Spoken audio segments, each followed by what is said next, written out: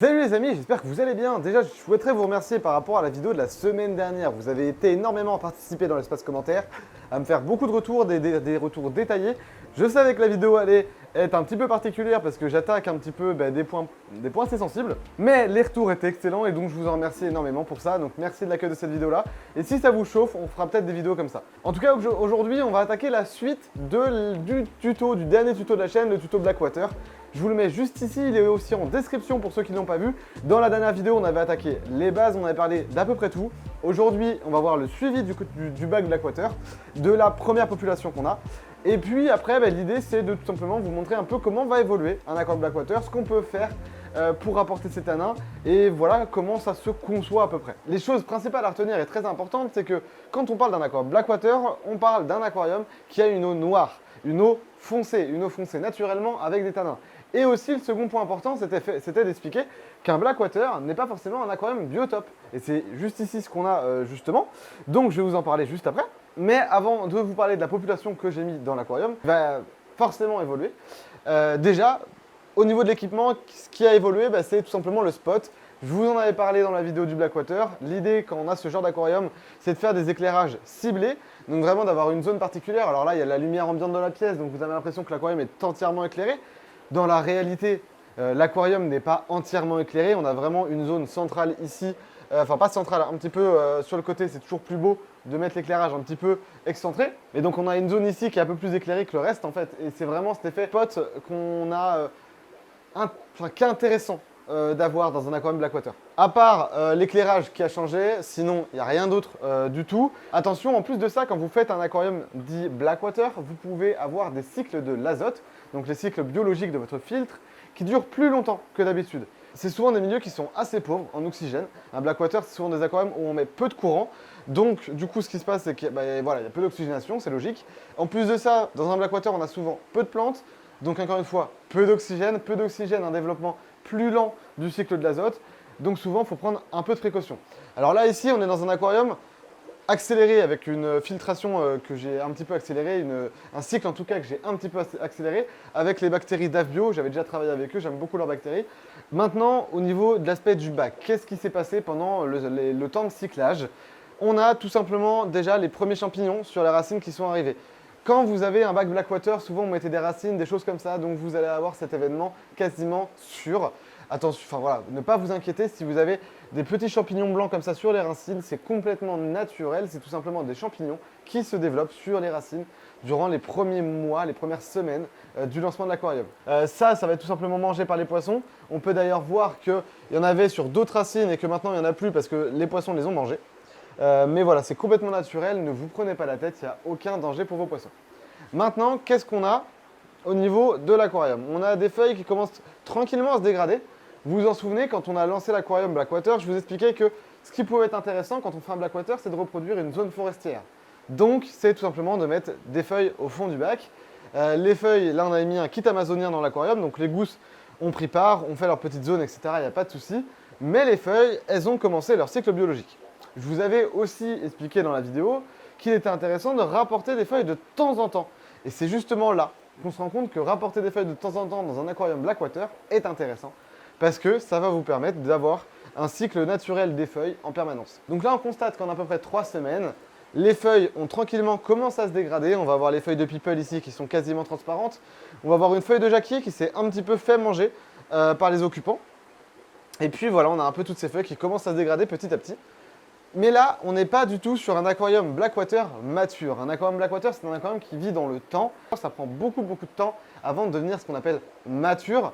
Parce qu'en fait, comme on est sur une zone forestière, il faut justement que cet aquarium ait une évolution de cette zone forestière, que pour qu'elle soit le mieux représentée, il y ait tout un circuit, tout un système écologique où on va pouvoir apercevoir ce cycle de dégradation des feuilles pour avoir l'humus sur le fond, pour avoir cet effet naturel de bord de rivière.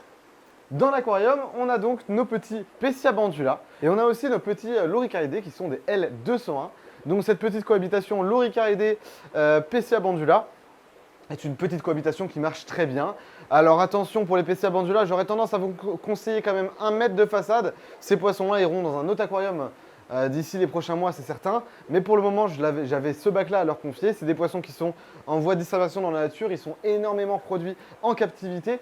Mais du coup, même s'ils sont, vu que voilà, c'est comme des animaux qui sont à préserver, du coup, je voulais les mettre dans un bon bac. Et là, ils auront tout ce qu'il leur faut pour être dans de bonnes conditions. Ces poissons-là sont des poissons que j'adore particulièrement parce qu'ils sont très très vifs et super intéressants à regarder. Vous allez voir, voilà, déjà juste si je fais ça, vous voyez, les poissons, ils viennent tous petit à petit. Donc, ils sont vraiment très très très intéressants à observer. Et puis très vifs, assez sympas, très colorés. Donc, tout ce que j'aime, et personnellement, c'est pour ça que j'ai choisi de les remettre dans cet aquarium. Et aussi, donc, les petits L201, c'est des poissons qui m'accompagnent depuis maintenant 2 ans dans la fish room. C'est un petit trio, il y a 2 mâles et une femelle. Ils se développent très bien, donc ils sont arrivés déjà adultes. C'est des poissons sauvages que j'avais eus à l'époque. Aujourd'hui, ils ont déjà pondu plusieurs fois. Et c'est vrai qu'avant, ils étaient dans des cuves nues. Donc je me suis dit que c'était quand même plus intéressant de leur proposer cet aquarium. Donc étant donné que c'est complètement adapté pour eux, j'ai choisi de les remettre. Donc du coup, résultat, ils kiffent. Ils se baladent un peu partout, il n'y a pas de problème, ils sont en parfaite santé. Je suis très content de les avoir et puis ça nous fait une population assez sympa. Dans l'avenir, il y a peut-être un couple de poissons que j'aimerais amener. Ce serait tout simplement un couple d'apistos. Après, pour l'instant, il faut savoir que les Pessia bandula sont des poissons assez vifs. Donc, je les mets de côté. Mais tout ça, Pessia bandula, L201, et puis apistogramma, généralement, alors à voir les apistos et puis etc. Voilà, faut voir chaque espèce évidemment. Mais on peut trouver des plages de paramètres qui font que ça peut complètement vivre ensemble. Les L201 ont tendance, si on voulait leur faire un bac biotope, ce serait de mettre beaucoup de courant. Là ici, on n'est pas dans un bac biotope, on va juste faire leurs besoins. Et c'est vrai que même s'ils n'ont pas un courant énorme, ça va le faire. Ils vont s'en tenir très très bien en bonne santé. Mais on va dire qu'on rentre dans les plages acceptables de chaque maintenance. Et c'est ce qui fait un aquarium communautaire. Donc comme je vous l'ai dit, on n'est pas sur un bac biotope, on est sur un bac Blackwater, ce qui n'est pas la même chose. Et donc du coup, ici, j'ai mis des plantes d'un peu toutes les horizons. On a un petit peu de lentillo qui se balade, j'aimerais bien avoir un petit lit de lentillo sur le dessus, c'est sympa. Donc j'attends que ça se développe, je sais que c'est un peu un enfer pour certains, mais moi j'aime bien. On a une petite Anubia, on a un petit lotus rouge, on a un peu de Vallisneria dans le fond, et puis de la Neji ici. Donc vraiment voilà, des plantes simples. Et en tout cas, voilà, tout roule. Alors, on va revenir dans quelques minutes, je vais vous montrer ce que c'est un Blackwater qui se développe dans un autre bac. Mais pour le moment, j'ai un événement absolument incroyable qui est une première chez moi. Je suis trop content, c'est un truc de fou. Je ne peux pas m'empêcher d'aller le filmer, les amis. Donc, je vais vous laisser. Moi, je vais aller filmer ça. C'est une ponte de discus sauvage, complètement fou. Chez moi, c'est la première fois que ça arrive. Bref, je suis trop content. Je vous filme ça.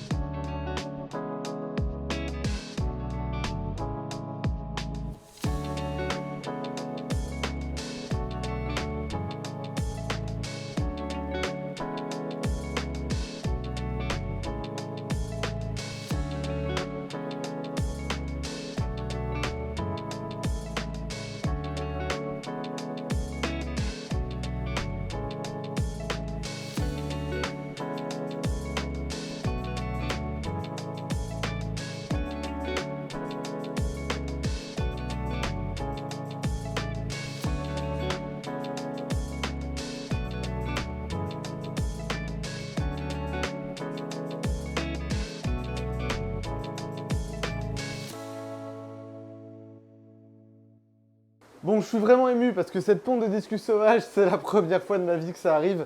Ça fait des années que j'élève des discus sauvages. Pourquoi c'est si particulier? Parce que les sauvages sont des poissons qui ont une difficulté de reproduction extrêmement supérieure aux discus hybrides, aux discus sélectionnés pour la reproduction bien colorée comme on voit partout. Et donc c'est pour ça que c'est si particulier. Et ça me fait quelque chose en tant qu'éleveur, en tant que passionné de discus. Ça me fait quelque chose, vraiment. Donc voilà, il fallait que je le dise. Revenons-en au sujet du Blackwater. Donc ici, on a un autre bac Blackwater qui était le bac de mes gouramis chocolat. Donc les gouramis chocolat, je les ai fait partir chez un ami. Et donc aujourd'hui, il ne nous reste plus qu'une cuve vide. Enfin vide, il y a encore de l'eau, mais il n'y a plus de poissons. Donc ce qui va se passer, c'est que ce bac-là va être démonté et puis on va refaire un décor à l'intérieur. En tout cas, dans le bac, qu'est-ce qu'on a? On a tout simplement un Blackwater qui a évolué dans le temps et aujourd'hui qui a complètement été métamorphosé.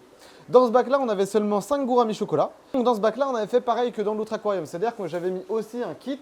C'était un kit asiatique cette fois-ci. Donc les feuilles étaient des feuilles un petit peu différentes. Mais en soi, on revient à la même chose. Donc ce qu'on voit ici, c'est tout simplement qu'on a un bac avec un substrat. Et au-dessus, un dépôt noir qui est tout simplement la dégradation des anciennes feuilles. Et pourquoi on vous dit qu'il faut mettre des nouvelles feuilles au-dessus d'anciennes? C'est tout simplement pour avoir en permanence des feuilles et le humus qui continue à se développer. Là ici, on voit qu'il y a toutes les gousses qui nous restent. Donc ici, la petite gousse de Bouddha, là-bas une estrella, derrière une gousse de badam, qui ont chacune fait un petit peu leur vie.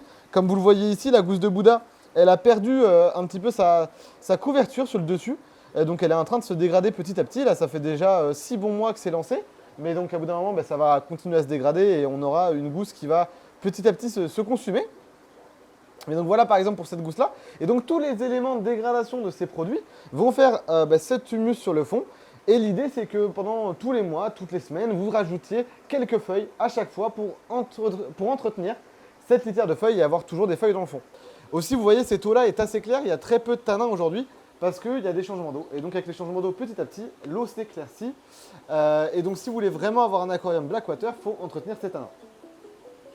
Et donc pour entretenir ces tanins, pour avoir une eau très foncée, il faudra en permanence, donc à chaque changement d'eau, etc., rajouter des tanins. La chose que je vous conseille le plus, c'est de partir par exemple sur un kit tanin que vous avez sur la boutique. Vous les faites bouillir pendant 2-3 heures. Et après l'eau que vous récupérez, qui est extrêmement concentrée en tanin, vous la mettez dans des bouteilles et vous aurez du tanin pour longtemps. Ensuite, le tanin que vous avez à ce moment-là, vous inversez progressivement dans l'aquarium pour apporter les tanins du bac que vous aurez voulu. On arrive à la fin de la vidéo. Je sais que vous vous demandiez pourquoi l'eau est si claire depuis le début de la vidéo. C'est tout simplement parce que j'ai fait des changements d'eau, ce qui a fait qu'on a une eau qui s'est éclaircie, forcément c'est normal. Maintenant, je vous ai conseillé de faire de l'extrait de tanin vous-même. Vous pouvez soit en acheter, soit le faire vous-même. Le mieux, du top, enfin vraiment ce qui se fait le mieux, c'est de le faire vous-même. Et vous pourrez avoir des résultats excellents.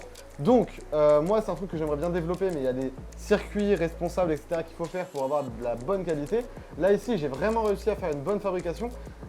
D'ailleurs, on pourra peut-être en parler à un moment donné pour comment faire. Peut-être que je vous en ferai une vidéo. Mais en tout cas, voilà ce que je vous conseille de faire. Donc c'est vraiment de prendre par exemple un kit tanin, de le faire extraire. Vous aurez une petite lotion comme ça.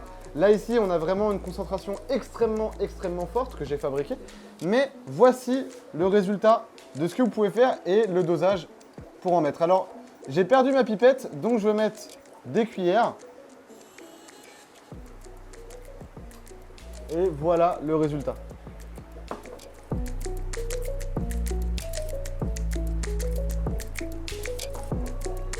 Alors je viens d'en mettre déjà 3-4 cuillères. Attention, ne pas en mettre plus parce que les tanins c'est évolutif, c'est-à-dire que là ils sont concentrés dans ce volume et ils vont se dissocier, enfin ils vont évoluer dans l'aquarium. Donc d'ici quelques heures, d'ici demain matin, l'aquarium sera beaucoup plus foncé qu'il l'est actuellement parce que les tanins vont se développer. Donc quand vous en mettez, mettez-en pas trop de votre concentré pour vraiment faire un bon dosage. Si vous mettez trop de tanins d'un coup, c'est pareil, ça va déstabiliser votre aquarium. Donc faites attention à ça. Bon, en tout cas, je vous remercie d'avoir regardé cette vidéo. J'espère que la vidéo vous aura plu, que vous aurez appris 2-3 petites choses en plus. J'ai essayé de pas trop me répéter, j'ai voulu que ce soit un petit peu cool comme vidéo. En tout cas, j'espère que ça l'aura été pour vous. Nous, on se retrouve vendredi prochain pour une autre vidéo. Salut, c'était Gab, à bientôt.